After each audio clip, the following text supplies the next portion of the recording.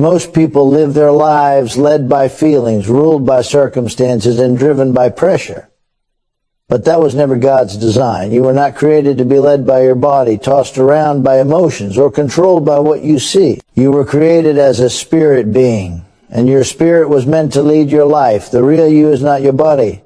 The real you is not your mind. The real you is your spirit. And until you understand that, life will always feel like a struggle instead of a journey of faith. When the spirit is weak, the flesh dominates. When emotions are untrained, confusion takes control. But when your spirit is trained, life comes into divine order. A trained spirit is not loud, but it is steady. It does not panic, but it is confident. It does not rush, but it is certain. That inward witness, quiet, gentle, and firm, is the voice that knows the way even when the mind is unsure. Too many believers are waiting for signs, feelings, or dramatic confirmations when the answer has already been spoken in their spirit. Your spirit must be developed just like your body and mind. No one grows strong by accident. Strength comes through feeding, exercise, and discipline.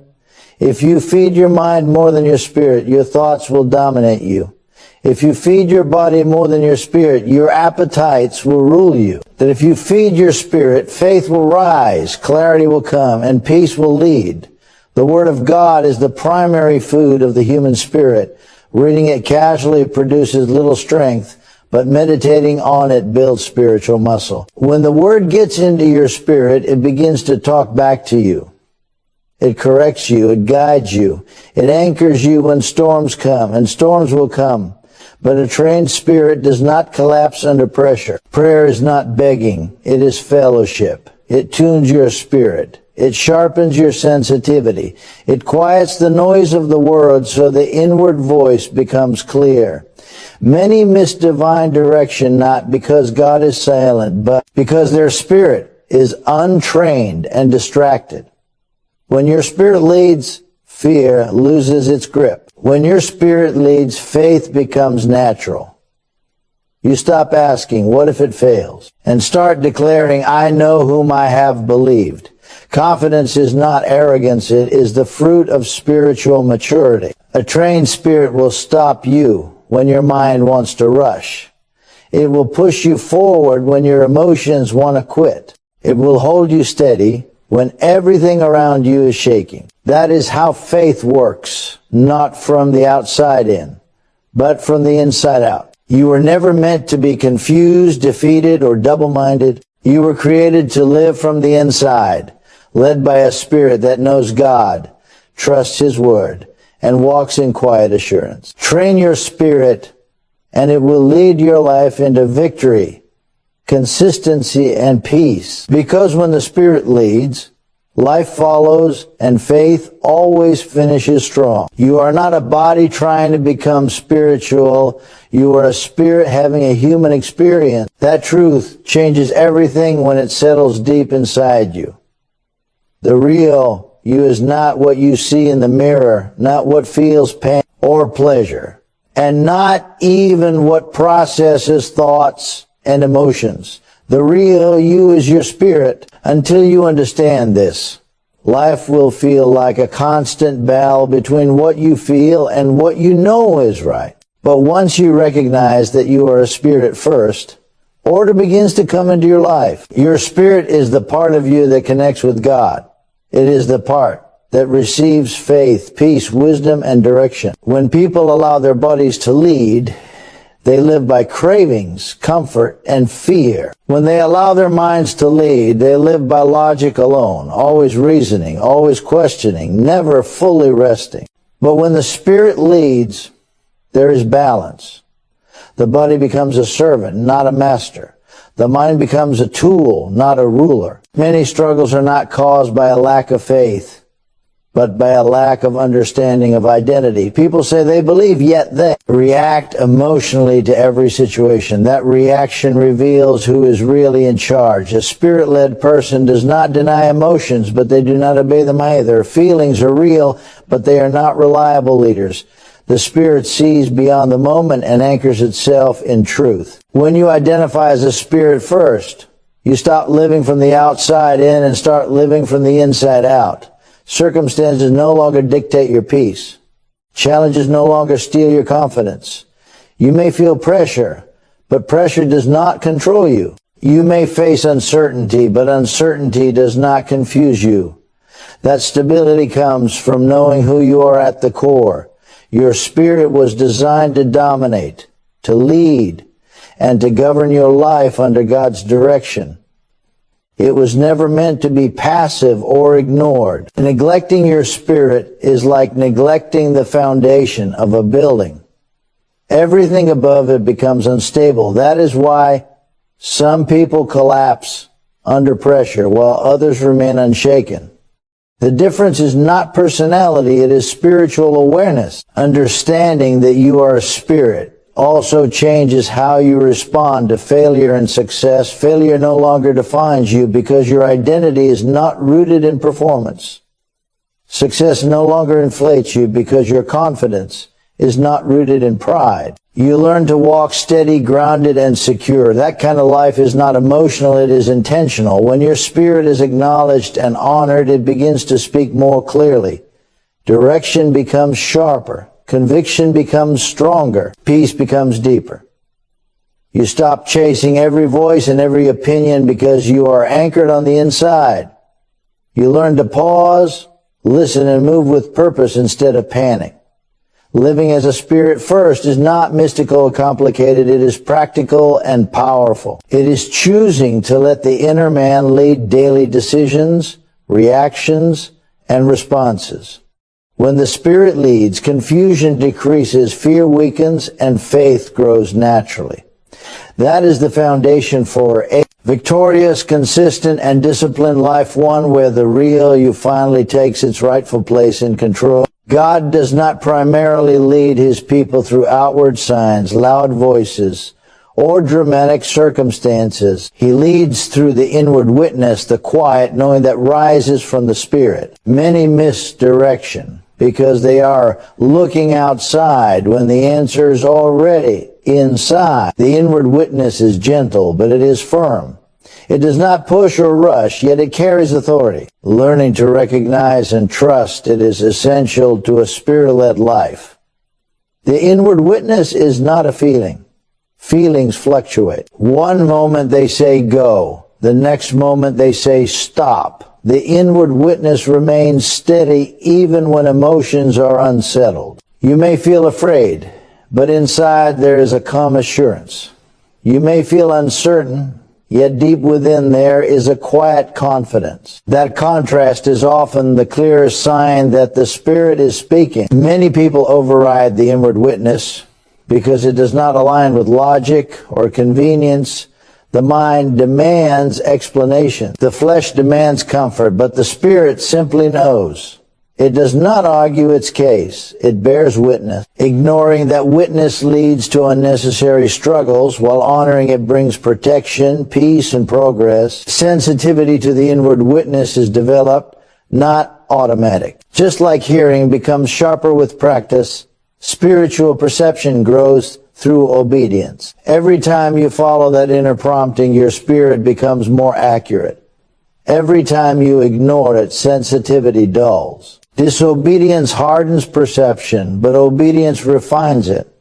Noise is one of the greatest enemies of spiritual guidance. A busy mind, constant entertainment, and emotional overload can drown out the inward voice. Stillness sharpens discernment. When you quiet the outside, the inside becomes clearer. That is, confidence in life does not come from strong emotions or perfect circumstances. It comes from a trained spirit. When your spirit is undeveloped, you react to everything. You rise when things go well and collapse when pressure comes.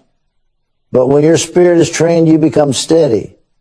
You are not easily shaken, not because life is easy, but because your foundation is strong. A trained spirit gives you inner assurance. That assurance is not loud or showy. It is calm and settled. You may not have all the answers, but you have peace. You may not see the full picture, but you know you are on the right path. That confidence allows you to move forward without fear, even when conditions are uncertain. Many people try to build confidence through external means of approval, success, recognition, or preparation alone. While these things have their place, they are unstable sources of strength. They can be taken away in a moment. A trained spirit, however, draws confidence from within. It knows who it belongs to. It knows what it believes. It knows where it stands. Pressure reveals the condition of your inner life. When challenges come, an untrained spirit panics, complains, and retreats. But a trained spirit responds with faith, patience, and endurance. It does not deny reality, but it refuses to be dominated by it. That kind of stability does not come overnight. It is the result of consistent spiritual training. Training your spirit requires intentional discipline. Just as muscles grow through resistance, spiritual strength develops through challenges. Every time you choose faith over fear, trust over doubt, and patience over frustration, your spirit becomes stronger. These choices may seem small, but they compound over time, producing deep-rooted confidence. A trained spirit also brings clarity in decision-making. Instead of being paralyzed by options and opinions, you move with quiet certainty. You are not rushed by urgency or pressured by others.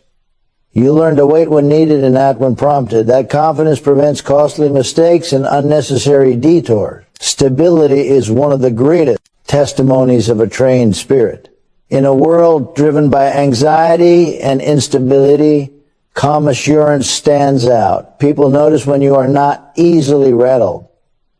They see when you remain consistent through highs and lows. That consistency is not personality, it is spiritual strength. When your spirit is trained, you stop measuring yourself by outcomes and start living from conviction. You are no longer dependent on constant reassurance. You trust what has been planted within you. That trust frees you from fear of failure and fear of man. True confidence is not self-reliance. It is spiritual reliance. It is knowing that you are supported from within, guided from within, and strengthened from within. And when that inner foundation is strong, life no longer controls you. You move through it with steady, unshakable confidence. Just as the body cannot grow strong without proper food, the spirit cannot grow strong without the right nourishment. The Word of God is not merely information for the mind, it is life and strength for the spirit. Many people read the Word occasionally and wonder why they feel spiritually weak. Strength does not come from exposure alone. It comes from consistent feeding and deep absorption. The Word becomes effective when it moves beyond reading and enters meditation.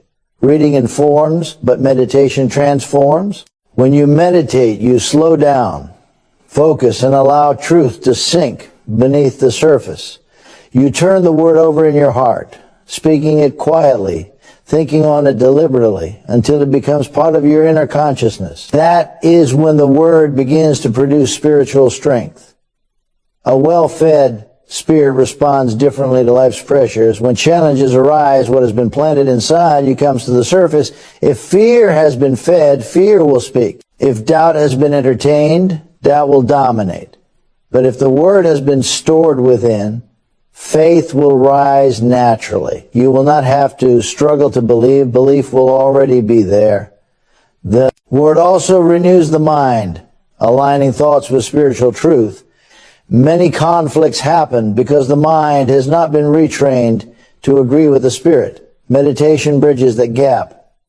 It allows the mind to catch up with what the spirit knows. Over time, inner conflict decreases and harmony increases between spirit and mind.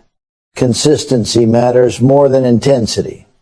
Occasional bursts of reading cannot replace daily nourishment. Just as skipping meals weakens the body, neglecting the Word weakens the spirit. A steady intake builds endurance, clarity, and confidence. Even when you do not feel immediate results, growth is happening beneath the surface. The Word trains your spirit to recognize truth over circumstances. Situations may say one thing, but the Word declares another. When the Word is deeply rooted, you respond according to truth rather than appearances. That is how faith becomes practical and effective in everyday life. Meditating on the Word also sharpens spiritual sensitivity. It tunes your inner ear to recognize God's direction. The more familiar your spirit becomes with truth, the quicker it detects error or misalignment. Discernment is not a mysterious gift. It is often the result of a Word-filled spirit.